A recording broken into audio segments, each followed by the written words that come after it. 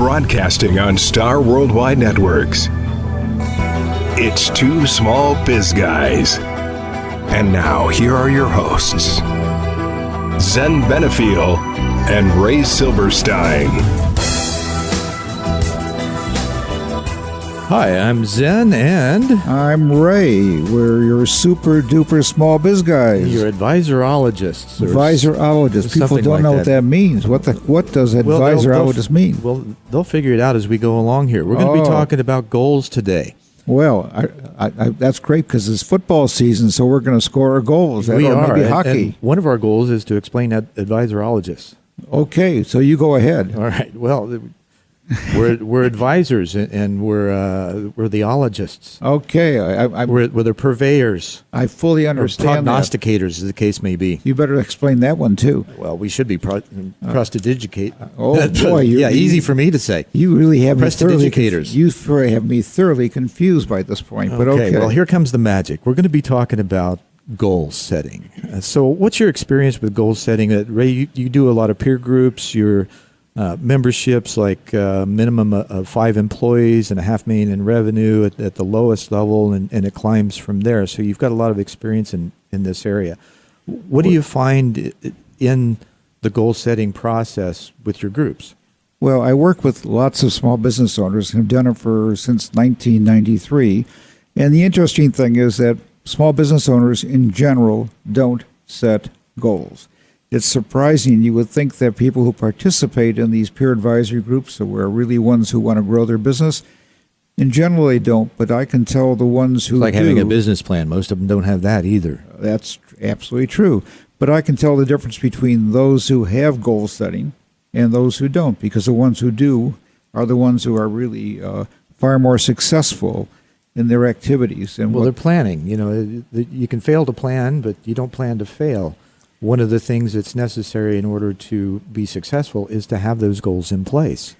Well, my general feeling is, and my observation is, that goal setting really leads into the planning format.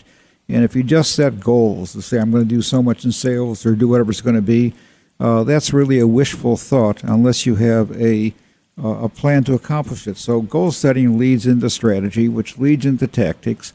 Rather than just saying, okay, I want my sales to increase 10% next year, or I want to do $3 million in sales. To me, that's a wishful thought unless you have a way to do it. So when people say that to me in a meeting, my first comment is, okay, what did you do last year? And what are you going to do differently this year to really achieve that goal? So, kind of like, what's important to you? I got so choked up on that. I mean, so the importance of that, why is the goal achievement so valuable, or the goal, I suppose in one of the questions that you would ask them, what's important to them in achieving the goal? Well, I think the first aspect is, before you even achieve the goal really creates a direction of the business. Kind of like a vision statement. Kind of like a vision statement, right. And also creates what is the communication within the organization as to what we're going to do, how we're going to do it, where we're going to go, and what we really want to accomplish. What's it going to look like when you're done? Right.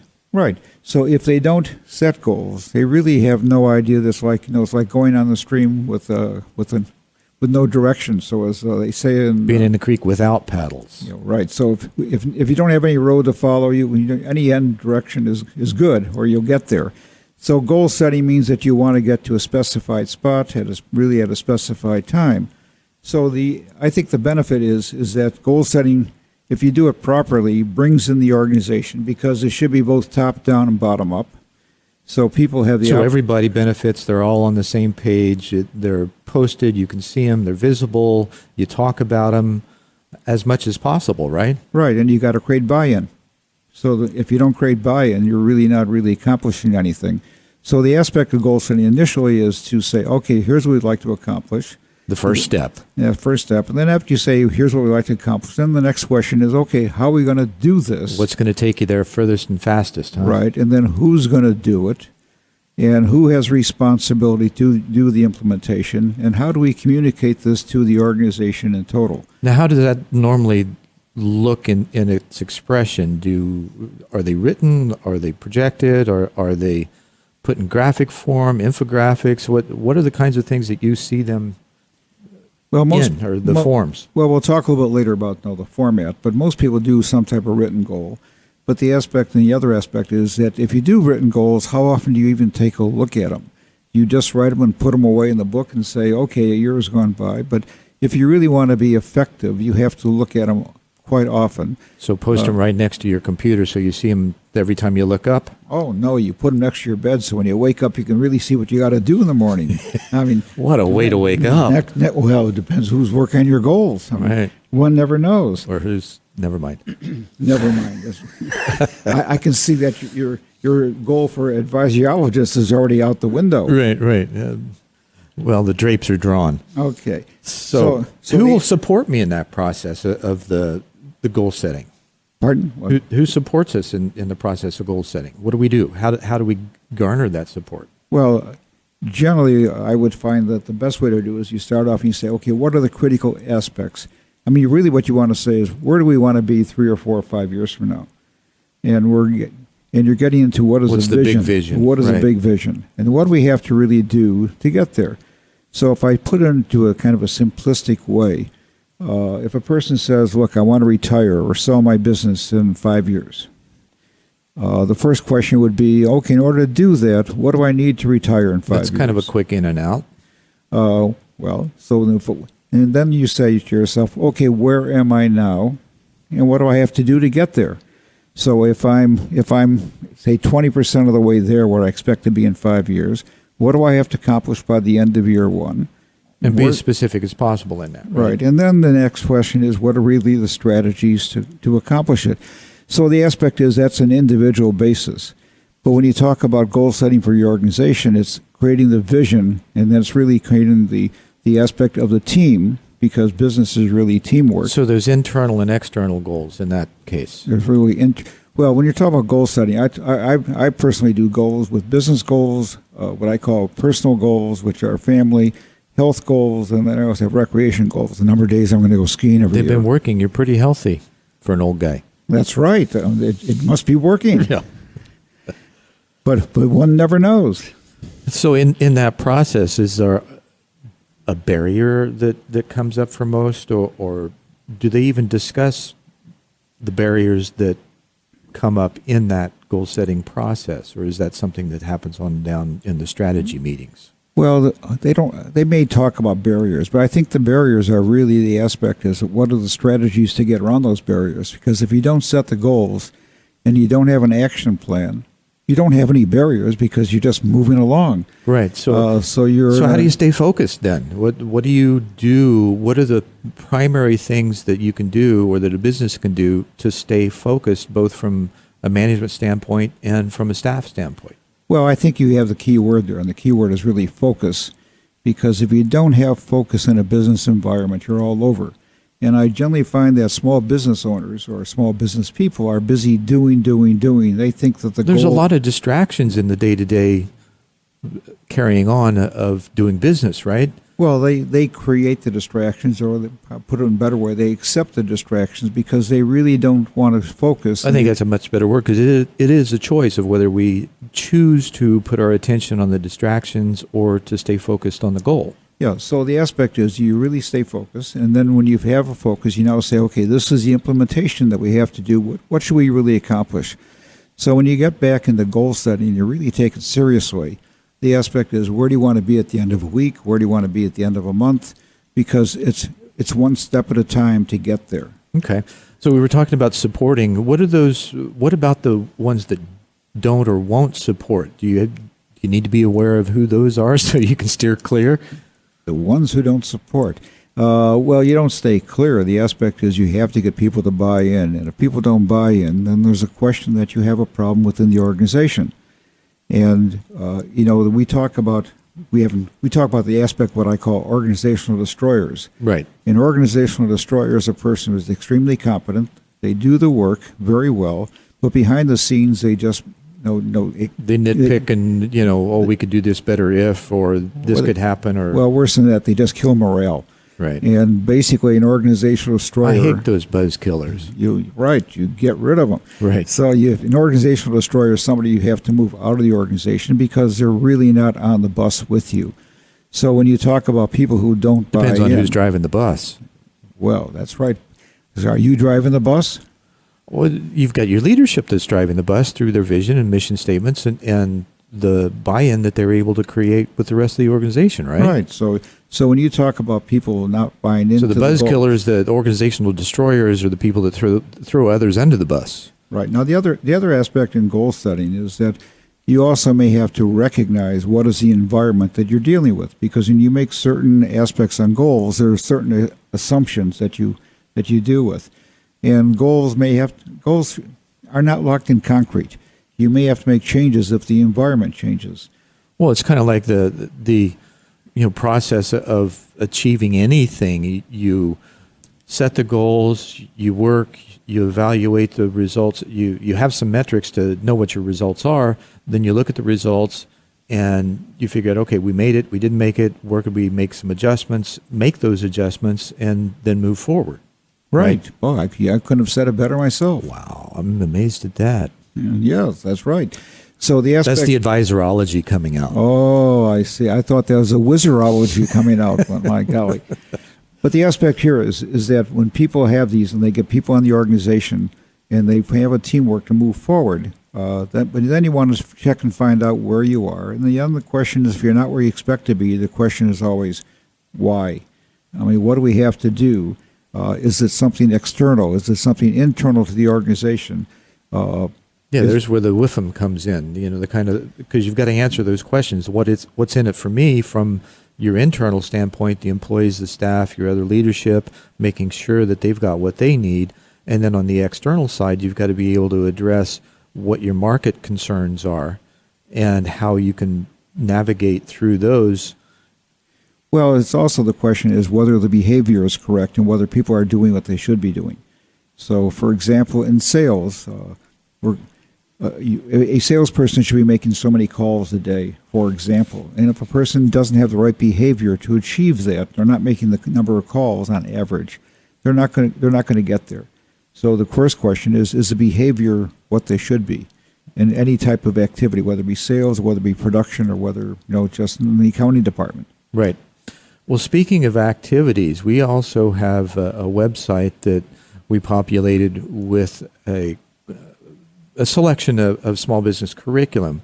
And we also have some worksheets up there that are available, and that website is practicalbizu.com. That's PRACTICALBIZ, the letter U.com. And just look for the website, the worksheet. Yeah, go to the website, look for the icon that has the worksheet on it, and you'll be able to gain access. And we've got several types. Right, and they're really very helpful in moving forward. There is a goals worksheet up there that all of my people use, and I think it really gets you there. We also have the goals worksheet on twosmallbizguys.com. That's right. As well. So, anything you'd like to say before we move on? Well, my basic aspect is that people should set goals. It's an experience of practice, and even if you don't do it right the first time, don't worry about it, because you got to move forward and get in the habit of doing it. Habits create positive and also negative activity. So not doing it is a negative habit. Doing it is a positive habit. Set the goals, make a plan, work the plan, and achieve your goals, right? Right. Okay, great. We'll be right back with you. Two Small Biz Guys with Zen and Ray. We'll be back after this. As a business owner, have you ever felt alone at the top? You don't have to be. Ray Silverstein has worked with many business owners for over 20 years facilitating peer advisory boards. He is the proverbial mentor and tormentor. A Pro President's Peer Advisory Board is a confidential monthly meeting of non-competitive owners that give support, feedback, and knowledge. They know the adage, all of us are smarter than one of us. He has walked in your shoes, having owned and sold 2 companies with sales in excess of $60 million and approximately 1,300 employees. In Young President's organization, he participated in peer advisory boards and felt it was a key to his success. His passion is to help small business owners succeed. He knows peer boards work when you are open, don't feel like you know it all, are willing to put issues on the table, and willing to take criticism. Be his guest at a pro advisory board meeting to see if it works for you. There's no commitment to join, and you'll have a great experience. To sample a free pro business owner peer board, email ray@propres.com. That's ray@propres.com. There's no commitment or charge. Broadcasting on Star Worldwide Networks. It's Two Small Biz Guys. And now, here are your hosts, Zen Benefiel and Ray Silverstein. Just so you get familiar, I'm Zen and I'm Ray. so familiar voices from your Two Small Biz Guys advisorologists. Right, but I'm the ray of sunshine, so you're just the advisorologist. I'm just kind of a what is. What is? Okay. I'm here. Okay. Speaking of here, we're talking about goal setting. SMART goals is what we're going to be addressing initially, which stands for specific, measurable, attainable, realistic, and timely. Well, the SMART goal is really an acronym, and in goal setting, you want to satisfy the 5 letters of the acronym, SMART.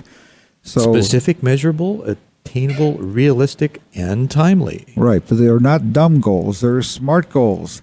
So I guess if you don't do them, you must be dumb, but or really you don't have the energy to want to do it.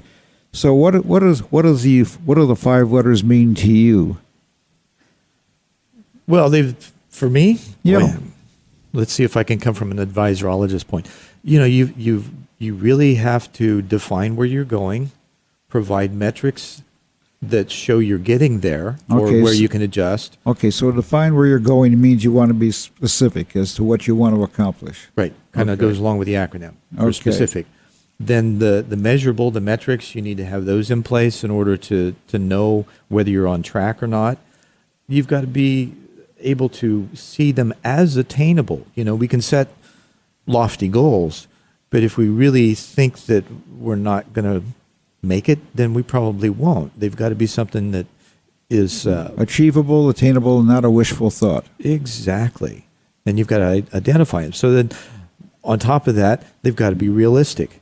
They must represent an objective toward an end goal that you're both willing and able to work.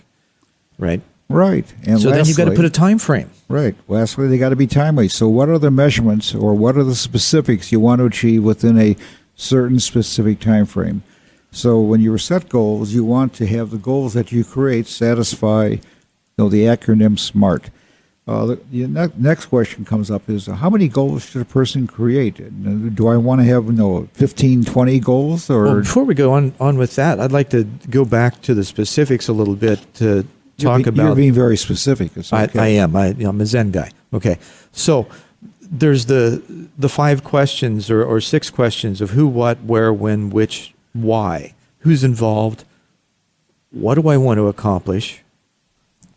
Identify a location. Establish a time frame. Identify requirements and constraints. And specific reasons, purpose, or benefits of accomplishing the goal. So those are those 6, to take the whiffum a little further.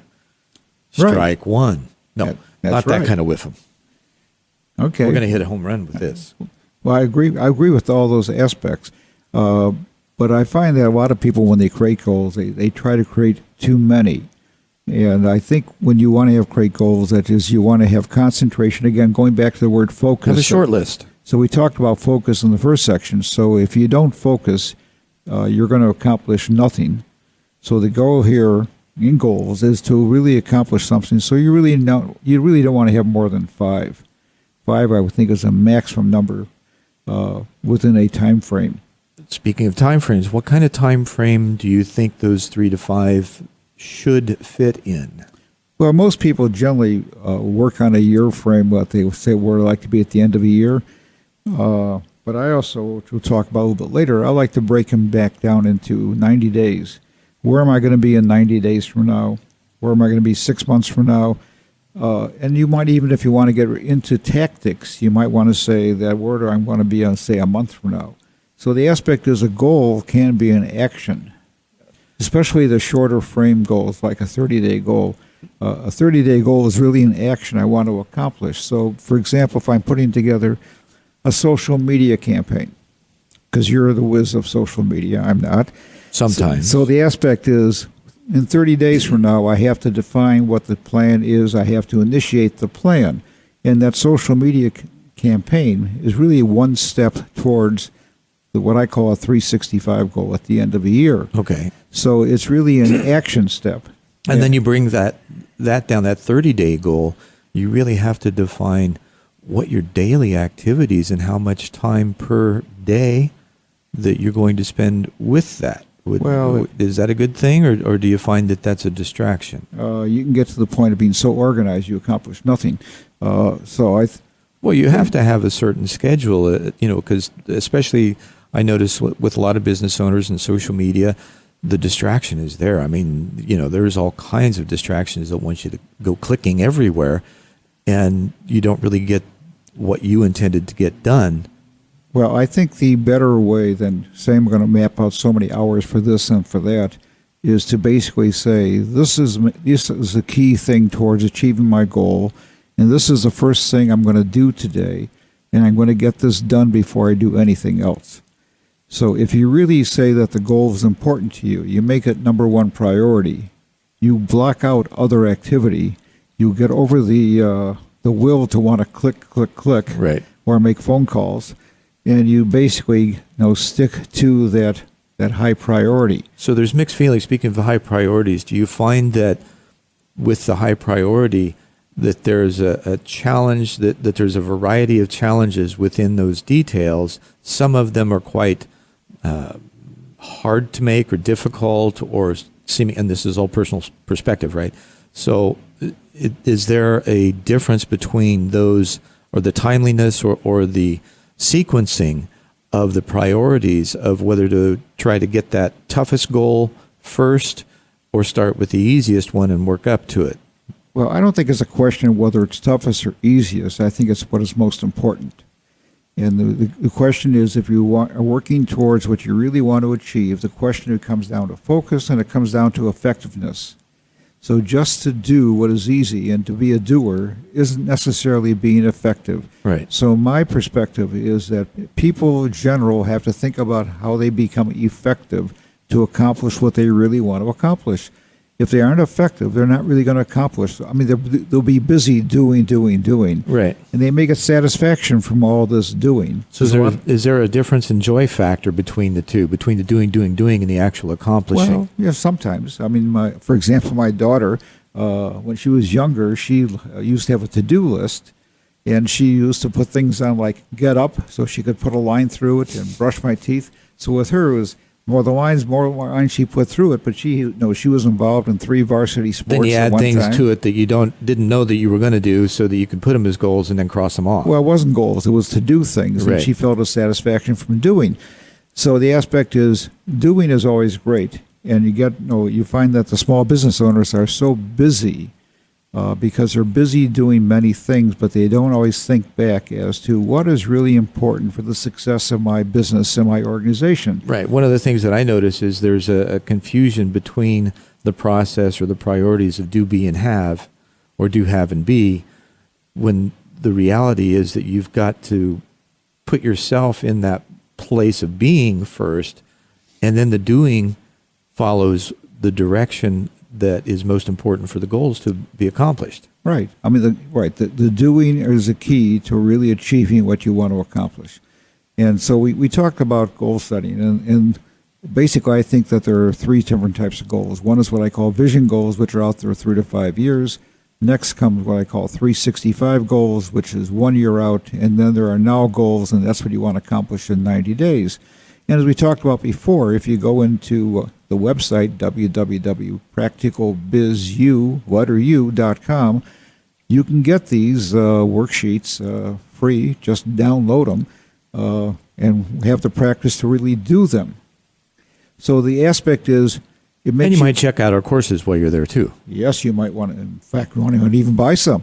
But the aspect is, you want to think about what you really have to do. What are the steps to get to the end? What are the strategies? What are the tactics you have to put in to get there? So it's not just a goal. The goal creates a strategy, which creates the tactics. And I find personally that when you have that kind of focus, you end up doing what's necessary in any given moment.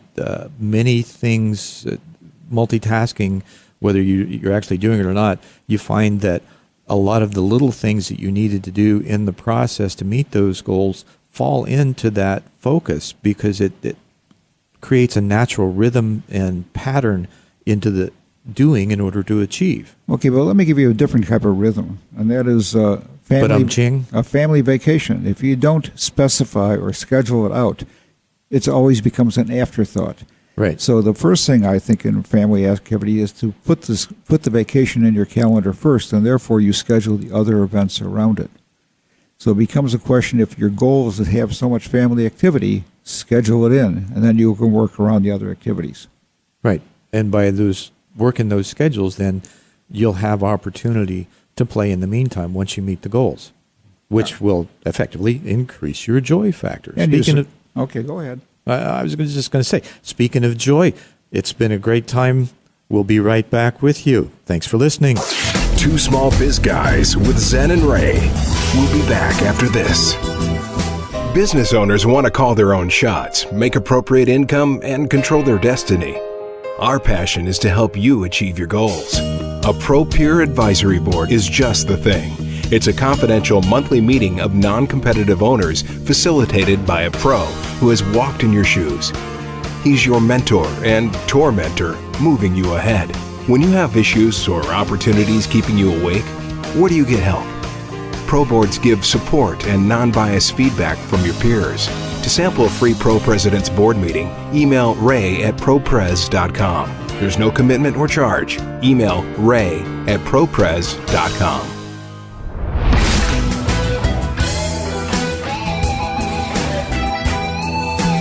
You're listening to Two Small Biz Guys. Now, back to your hosts, Zen Benefiel and Ray Silverstein. Hi, welcome back. I'm Zen, and I'm Ray. And you'll get to know us better as your advisorologist, the Two Small Biz Guys, and we're talking about goal setting. So Ray wrote a great article that was published in entrepreneur.com some time ago called 6 Steps to Smarter Goal Setting.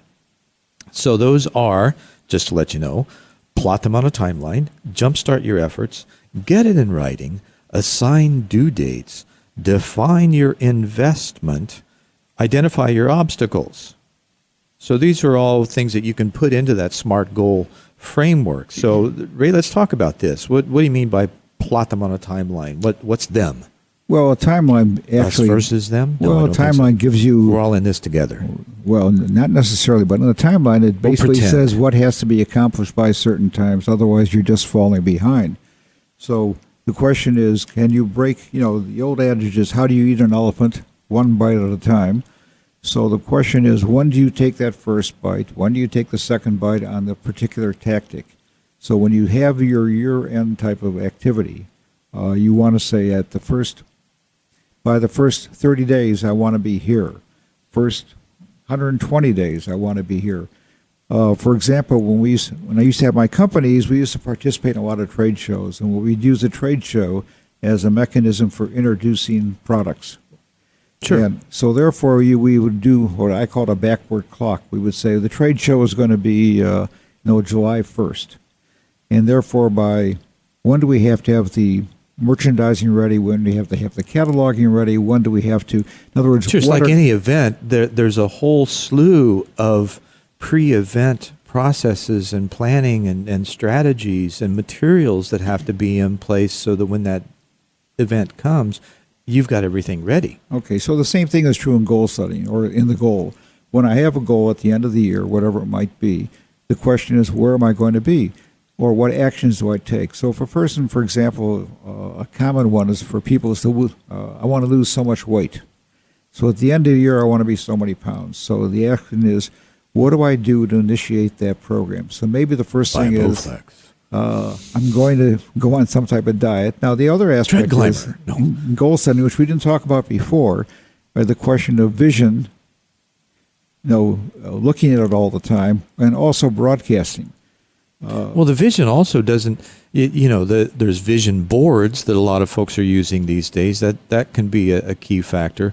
But there's also being able to maintain that vision in your own head and to be able to share it everywhere you can, right? Well, to those who will listen and support you anyway. Well, the sharing brings accountability. Right. Because when you tell people, for example, I'm going to lose weight, or I'm going to do something, you're creating accountability to them that you're going to do it. Mm-hmm. So goal setting also becomes a question in certain areas within your organization of creating accountability and creating the vision as to a... So you first have to be aware that weight's following you around in order to lose them, right? Well, that's... wrong weight. Depends on your eyesight. Okay. So the aspect is, I think that the timeline is where do you want to be on these different aspects of to the steps to accomplish it, which again goes back to the strategy, which goes back to the tactics, and the tactics go into time and activities. And when do I start to implement these activities, and what are the results of my activities? So speaking of the activities then, how do you jumpstart your efforts? How do you jumpstart your effort as an individual basis? I think it comes down to the... Well, is it individual? Is it teams? Is it company-wide? I mean, there's a whole scenario of parts and pieces that have to be fit together in, for instance, like Senge talks about learning organizations and systems planning and systems thinking. How far in depth does one need to go in that direction? Well, I think in an organizational aspect, it becomes a question of buy-in. So on the goals format, when you create these goals, there has to be a buy-in, and it means has to be a participation of people. So there's a collaboration in the cooperation, conversation that creates that communication between, how's that for alliteration, and brings those people together as one in order to facilitate that buy-in, because when they're setting the goals, when they're acknowledging, yes, I can do this, or we need to do this, then by that suggestion alone, they're buying into their own creation. Right. In other words, they're part of the team. They help create it. There's a buy-in, so therefore they're not going to be on the sidelines. They're going to be in the game. Yeah, and this is not rocket science. This is a very simple process. But on the individual basis, because goal setting is both individually and organizationally. On the individual basis, I think it takes a question of the person coming to the enlightenment that they really want to achieve something. That's a Zen thing. It's a Zen thing? Yeah, but it's the ray of light, though. Oh, no, there's a ray, but I don't know about the light. There's quite an array here. No, I'm not that big. So we're not talking about that weight loss. Right. So in taking that to the next step, part of that process is putting it in writing. So how is that done? Is that done through a note taker in the session? Is that done via the executive director or the CEO or the president, or is it a collection of all of that? On an organizational basis, it basically, I think it's a question as to the politics within the organization and the structure. The culture. And the culture. Maybe that's a better word than politics. Right. And normally what will happen in most small businesses is that the CEO or the president or the owner will basically take the information in, and they may put this on a board together, or he or she may just come out and synthesize all the thoughts and put them in a thought process and put it out for circulation for comments. Right. One of the things I did that I found extremely successful, I did building road and bridge construction project team building or partnering meetings. And part of that process entailed having a mission or a charter statement that had 5 different goals backed up by objectives that were then turned into metrics to manage the flow. And at the end of all of that, I would print out that document and had everybody in the room sign it, which literally brought them onto the same page in the acknowledgement that this very act, right, forces that movement towards the acknowledgement and completion. That's fine. So what you did was you basically wrote the goals out, and you put them in a format for people to read and follow up and see them. Right. And then the other aspect is you also have to present them periodically so that people say, okay, where are we? Are we moving forward? Have we achieved? Sure, that's the metrics that was created from the objectives. There was a document that was used on a monthly basis to analyze the process, not necessarily the details, because it's the process that causes the creation and completion of the details, right? Well, but it also creates the accountability. Yes. And with the organization, there's also the aspect of accountability that we are moving forward to achieve this, or also there's a delegation aspect to certain segments of the organization to achieve certain parts of this. So you're assigning due dates. So you're assigning due dates or agreement of due dates. But basically it's a question of where are we on the due date? Have we achieved it? Are we going to achieve it?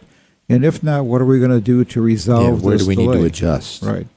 I mean, we used to get involved in what they call PERT diagrams, which is very sophisticated planning, and we would see where we are on this PERT diagram, but on a very simplistic. It's kind of a work breakdown structure diagram. So basically, on a very simplistic type Right. of plan, you really want to see whether you're moving forward, and when you bring your people together, and you talk about the aspect have we achieved, you're creating a peer group pressure for people. Right, and when you put them into those diagrams, you've got your people, places, and things in order with budgets, with man hours, with processes, the timeline, what's got to be done before the next thing. So I'm trying to put this in a more simplistic basis for a small business, but here the aspect is that you need to have a group update as to where we are, so that you create the accountability, but also the one thing which we didn't talk about, and that's the aspect of celebration.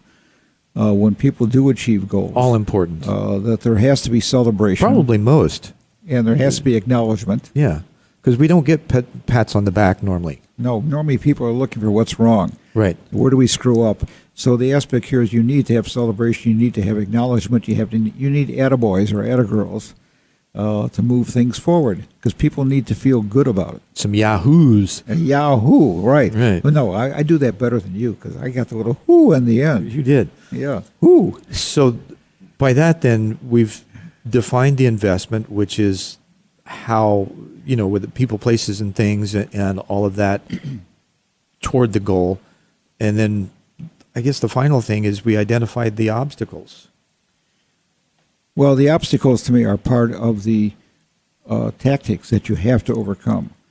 But yes, you have to identify the obstacles, because otherwise you run into a roadblock that's not expected. And in the partnering meetings, this is one of the things I found to be most successful, is identifying the issues that they saw going in, not taking care of them initially, but just defining what they thought they were, and then going back and looking at what was an FYI, what's a talking point, and what issues actually needed to be resolved, and then creating an action plan for that, with who's responsible for what, by when, given to whom, and distributed through whatever channels necessary in order to get everybody informed. And then also recognizing new obstacles that might be there. But I think you ought to tell people where they can find more of this information that can help them. You did it earlier, and what we have is information, worksheets, and things that are available, small business curriculum, on practicalbizu.com. That's practicalbizu,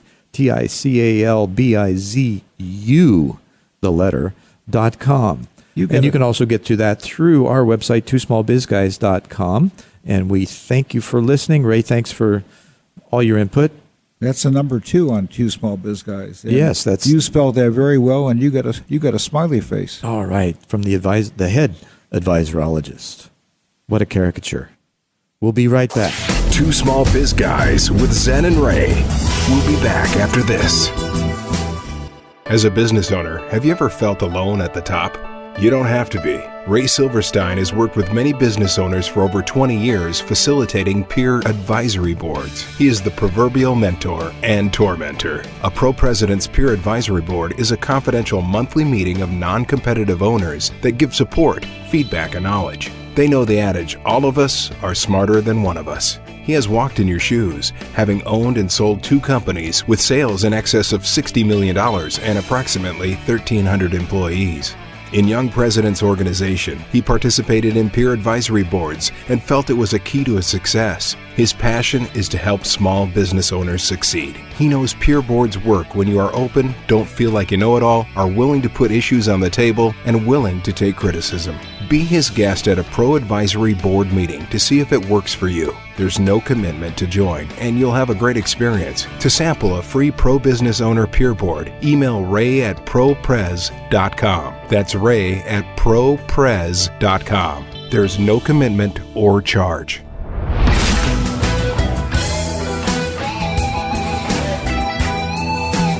You're listening to Two Small Biz Guys.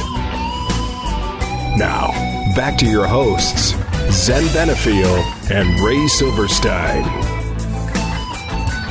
Welcome back. I'm Zen and I'm Ray. And together we are Two Small Biz Guys. Oh, come on, Ray. It's a chorus. We got. I know you're old, but you can keep up better than that. You're usually way ahead of me. I know. I'm way ahead of you. I finished it already. You just didn't hear it. Okay, good. Faster than speeding sound. Leaping tall buildings. So we're your advisorologists. We're talking about goal setting, planning. Right now we're going to get into what kind of goals you might consider are necessary for yourself and your business. Right. So basically, my feeling is that I personally said, as I mentioned before, business goals, personal goals, which include family, whatever, health goals, and activities that I like to accomplish in that year. So what are your experiences with the pro groups? You've worked with hundreds of people in the several decades now that you've been doing this. What do you find from your experience are the usual suspects, if you will, in the goal-setting process? Well, people generally will say, first of all, as I mentioned earlier, most people don't set goals, but the ones who do are the ones who really achieve more. Can you get that we're wanting to encourage you to set goals? Yes, we want to encourage, but... And support. And we've got the mechanism. That's right. But the aspect of what I find is that people generally will set goals. I have one fellow, for example, recently who was talking about retirement. So his goal wants to... the exit strategy. He wants to build a home in South Carolina. So he figures he's going to be out in 3 years.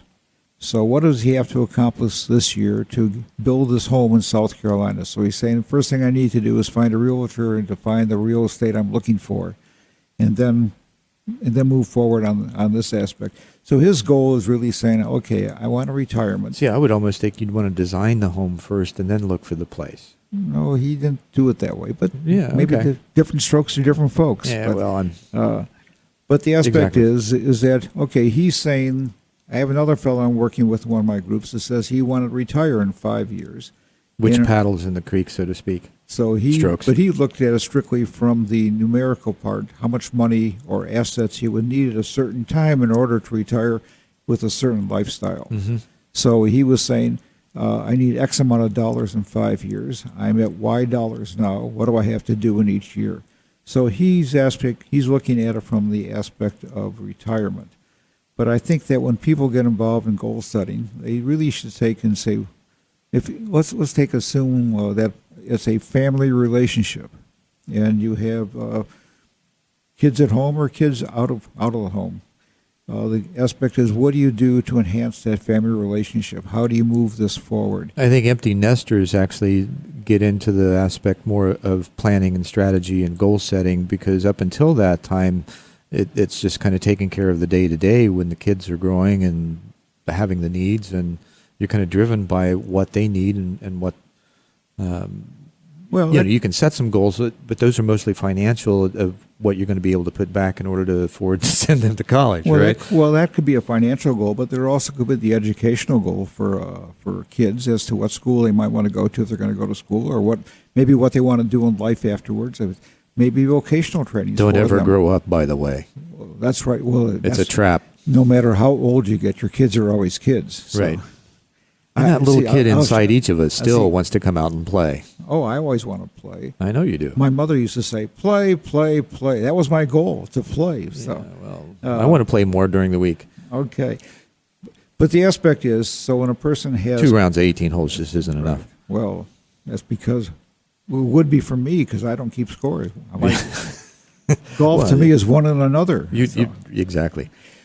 But when people have kids, goals for kids might be what school maybe they want to go to. Now, there's a lot of pressure put on kids by some of these parents in that respect, and maybe the kids sometimes burn out.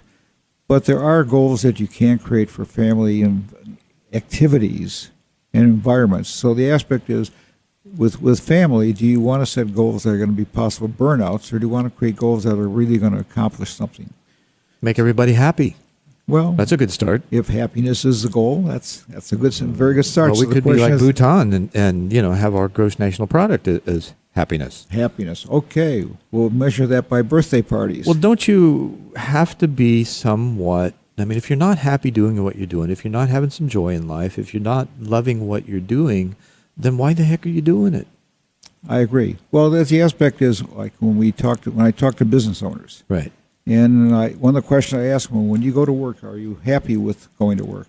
If you have an employee that Yeah, do you get up out of bed going, wow, another day to do stuff? yeah, or do you say oh, it's another day, and Susie is such a Yeah, pain. oh, I got to go in and deal with blah, blah, blah, blah. So my You know, comment to them yada, is, yada, yada. so my comment to them is, if Susie is a downer for you and it's your business, Fire her.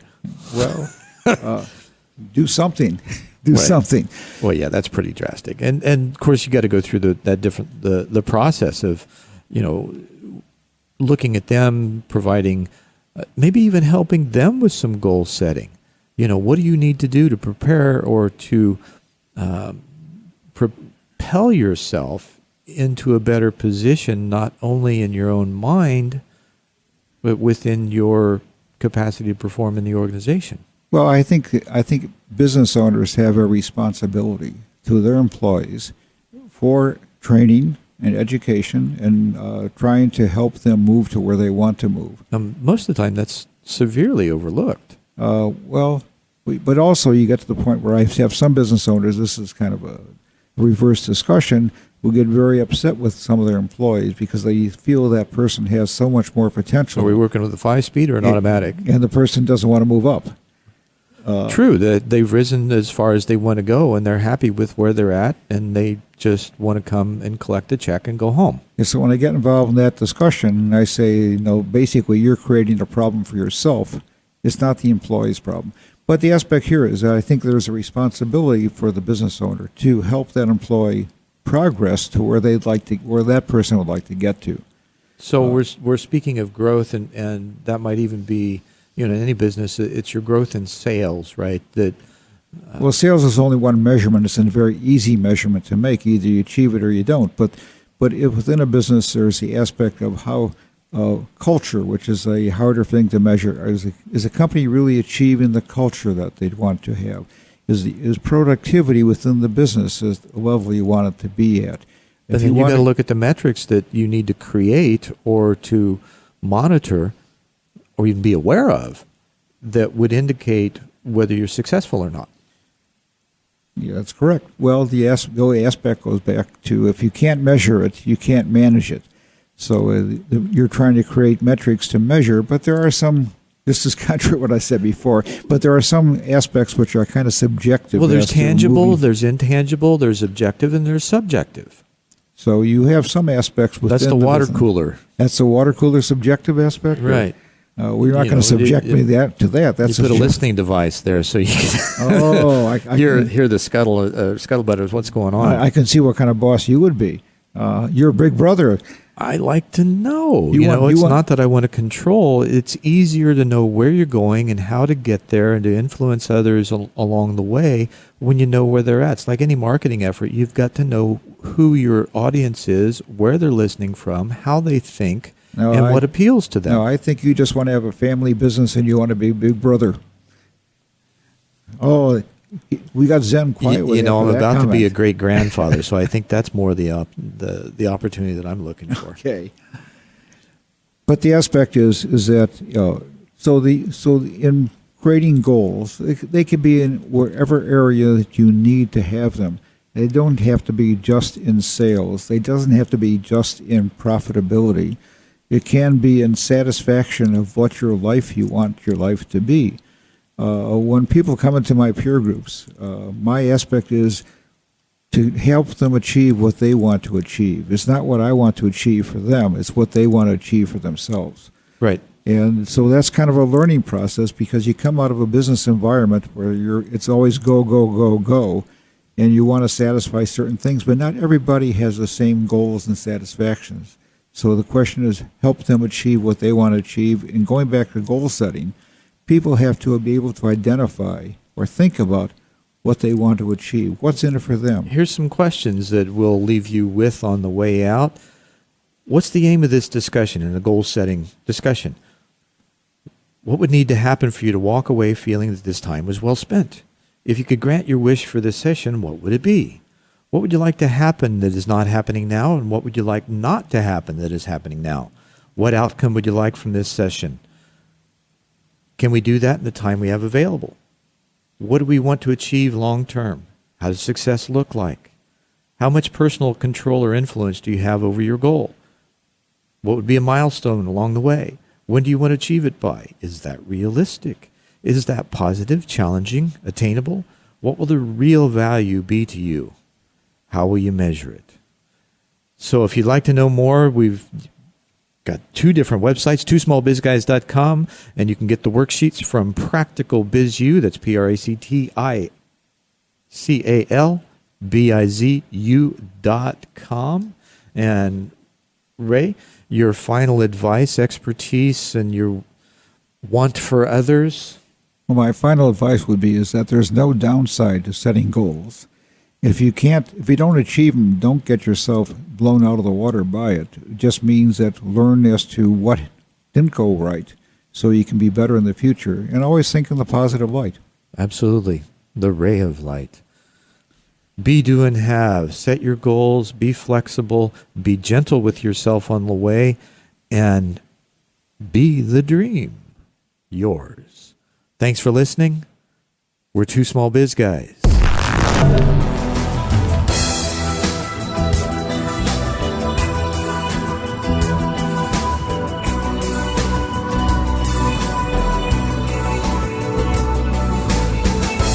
Thank you for listening to 2 Small Biz Guys with Zen Benefiel and Ray Silverstein.